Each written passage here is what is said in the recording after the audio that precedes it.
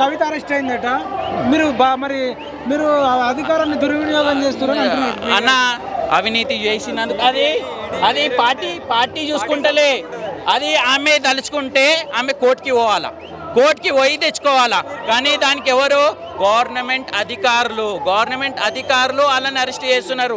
నరేంద్ర మోదీ కాదు, పార్టీ కాదు.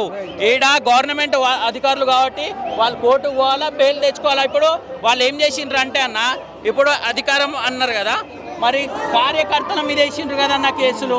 కార్యకర్తల మీద వేసిండ్రు కదా తెలంగాణ. మరి అవేడికి పోయినాయి అంటే వీళ్ళపైన అయితే నమ్మో పార్టీ చేపిస్తుందని. మరి కార్యకర్తల మీద అయ్యేటప్పుడు వాళ్ళు కాదా? నా మీదనే ఉన్నాయి అన్న 8 కేసులు. నా మీదనే ఉన్నాయి 8 కేసులు. కవిత అరెస్ట్ అయింది. కవిత ఇంటి ముందు భారీగా పోలీసులు అన్న. కవిత అరెస్ట్ అయినందుకు మీకు కొంత సింపతి అన్న. నేనైతే ఫుల్ ఖుష్. నా జొంటని జైలుకి పంపించినప్పుడు వాళ్ళ జొంటని జైలుకి పోవాలా. నేను 14 రోజులు జైలుకి పోయినా, ఆమె కూడా జైలుకి పోతున్నందుకు చాలా సంతోషపడుతున్నా అన్న. భారత్ మాతాకి జై శ్రీరామ్.